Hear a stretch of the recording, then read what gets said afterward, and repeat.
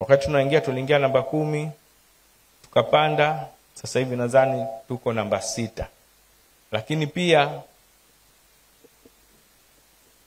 kwa kuwa na timu 4 kwenye mashindano haya, sisi ni nchi au ni ligi ya 4 ambayo imetoa timu 4 kuingia hatua za makundi. Hii ni mara ya kwanza tumeingia.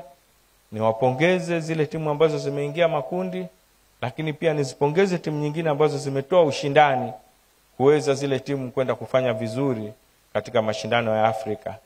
Ni jambo linatakiwa tulihakikishe tunalitunza na tunahakikisha kwamba tunakuwa kwenye nafasi hiyo.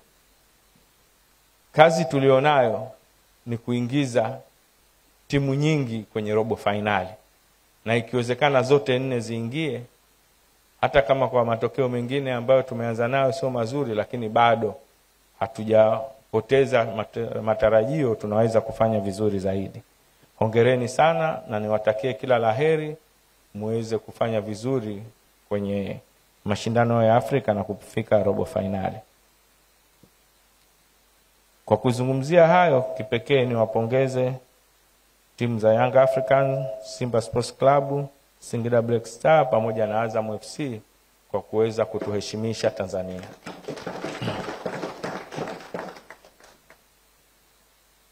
Mimi jamani, huko kwa wenzangu mimi natembea kifua mbele kwa ajili ya matokeo ya hizi timu. Na sitakubali atokee mtu yoyote asababishe hizi timu zisifanye vizuri.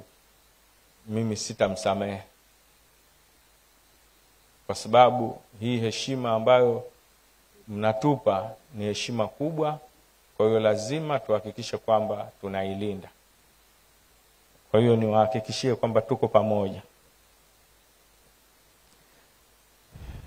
Kwetu hatua hii inabidi tujipongeze kwa pamoja, ni ya kihistoria kwa mpira wa miguu wa Tanzania, na inabakia ni changamoto kwetu kuhakikisha kwamba tunalinda uwakilishi huu. Ndugu zangu, kwa mafanikio haya tunajivunia leo, yasingekuwa uja hivi pasipo wadau wetu ambao tunafanya nao kazi.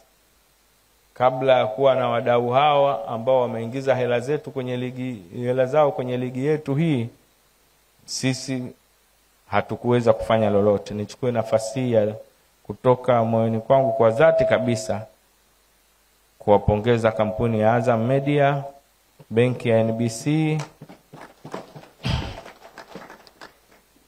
na mdau aliyeingia sasa hivi Just Fit, ambaye ameingia kuhakikisha kwamba ligi yetu inakuwa bora, inapendeza. Kwa upande mwingine wa wasimamizi wetu wa ligi hiyo, kwa maana ya waamuzi.